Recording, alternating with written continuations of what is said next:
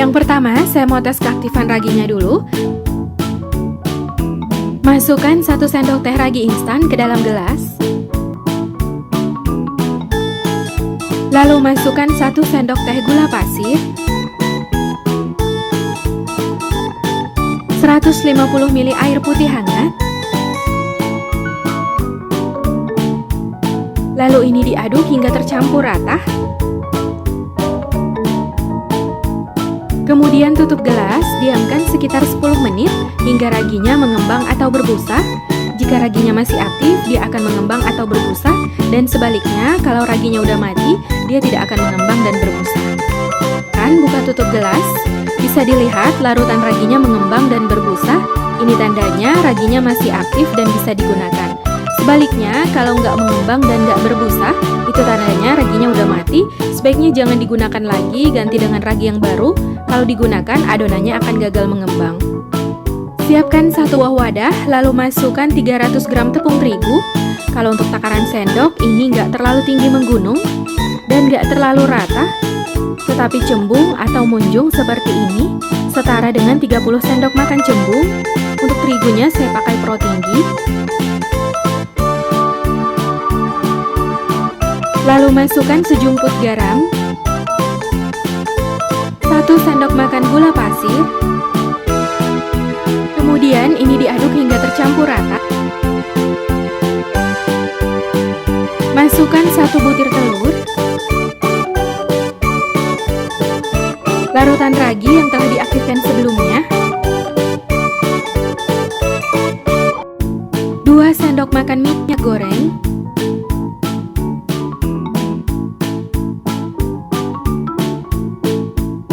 kemudian aduk lagi adonan hingga tercampur rata, atau boleh langsung diuleni menggunakan tangan. Ini saya aduk menggunakan sendok nasi. Setelah mulai tercampur rata, saya lanjut uleni adonan menggunakan tangan. Ini diuleni sampai tercampur rata aja, nggak perlu sampai kalis elastis, karena ini bukan buat donat atau buat roti. Setelah adonan tercampur rata, bulatkan adonan. Jadi adonannya memang sedikit agak lengket di tangan, tapi nanti kalau udah didiamkan, adonannya nggak lengket lagi. Kemudian masukkan adonan kembali ke dalam wadah. Sebelum dimasukkan, ini wadahnya boleh diolesi dengan sedikit minyak goreng. Sisa minyak goreng yang di tangan boleh diusap-usap ke adonan.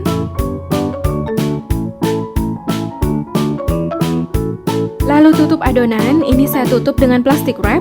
Boleh juga menggunakan kain atau serbet bersih. Diamkan adonan selama 30 menit sampai adonan mengembang. Setelah 30 menit didiamkan, ini adonannya udah mengembang. Lalu buka tutup adonan.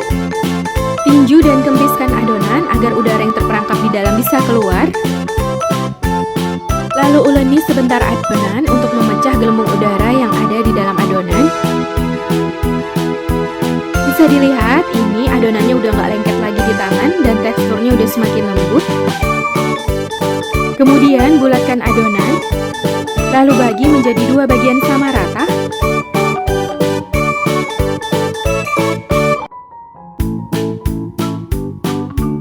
Sini saya udah siapkan loyang pizza, lalu olesi dengan minyak goreng. Kalau nggak ada loyang pizza, boleh pakai loyang biasa.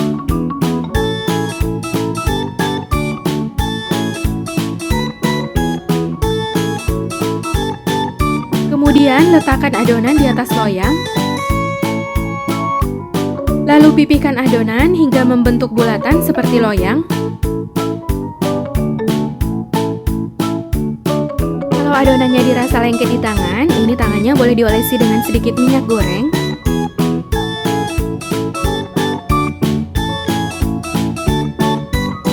Nah, ini adonannya udah selesai dipipihkan membentuk bulatan. Selanjutnya, ini siap untuk diberi topping.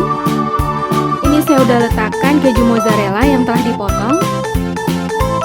Lalu saya selingi dengan sosis hingga membentuk lingkaran. Lalu lipat bagian pinggiran adonan ke arah dalam, supaya sosis dan keju mozzarellanya tertutup. Tekan bagian pinggirannya dengan jari, supaya gulungannya tertutup rapat.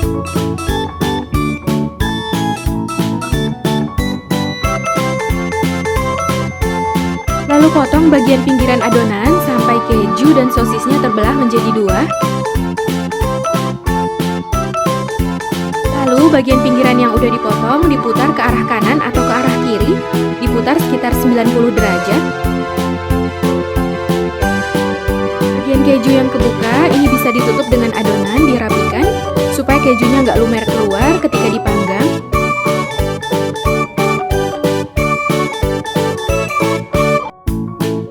Setelah bagian pinggiran adonan selesai dibentuk, tusuk-tusuk bagian dasar adonan dengan garpu agar adonan tidak menggelembung ketika dipanggang. Olesi bagian dasar adonan dengan saus. Untuk sausnya boleh pakai saus apa aja. Ini saya pakai saus sambal. Taburi dengan sedikit oregano supaya pizzanya lebih wangi. Kalau nggak ada boleh di skip ya. Lalu taburi dengan bawang bombay yang telah dipotong dadu. Potongan keju mozzarella.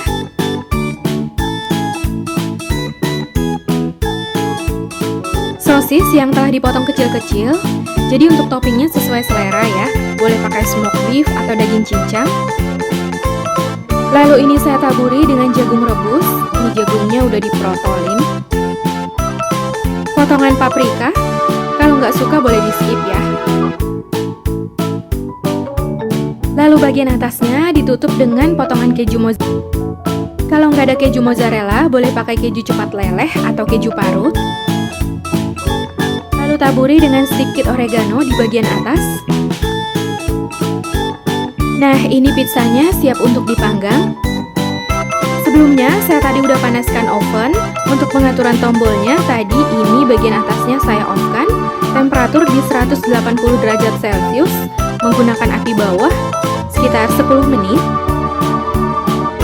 Setelah ovennya panas, masukkan loyang berisi adonan. Ini saya letakkan di rak bagian tengah. Untuk suhunya saya pakai 180 derajat api bawah, sekitar 20 menit sampai pizzanya matang, atau boleh disesuaikan dengan oven masing-masing. Kalau nggak ada loyang pizza, boleh pakai loyang biasa. Ini ukuran loyangnya 26 x 26 cm. Kemudian bulatkan adonan di atas loyang, lalu pipihkan. Jadi caranya sama seperti yang sebelumnya. Ini untuk pinggirannya saya beri sosis semua. Kalau mau pakai keju semua juga boleh ya. Jadi sesuai selera.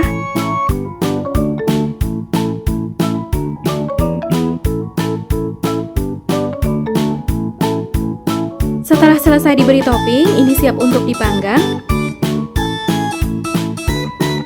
Lalu pindahkan pizza dari loyang. Sajikan selagi hangat, ini makin enak.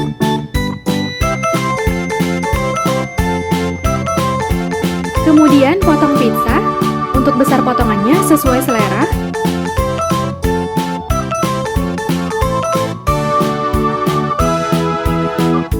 Ini dia, cheesy bites pizzanya udah jadi. Hasilnya cantik banget. Kelihatan ini keju mozzarellanya lumer. Wangi oreganonya ini enak banget. Dari sobekannya, pizzanya berasa lembut banget.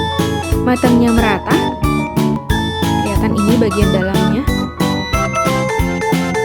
Bagian bawahnya nggak gosong sama sekali. Ini yang kecoklat. Jadi bagian pinggirannya ini bisa dipotong satu persatu.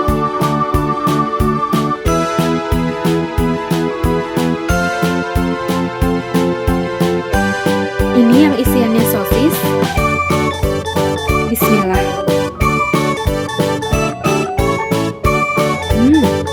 Ini enak banget, mantap. Pizzanya super lembut. Perpaduan toppingnya ini enak banget ya. Rasanya persis kayak yang di Pizza Hut. Yang ini yang isiannya mozzarella. Kelihatan ini mozzarellanya lumer.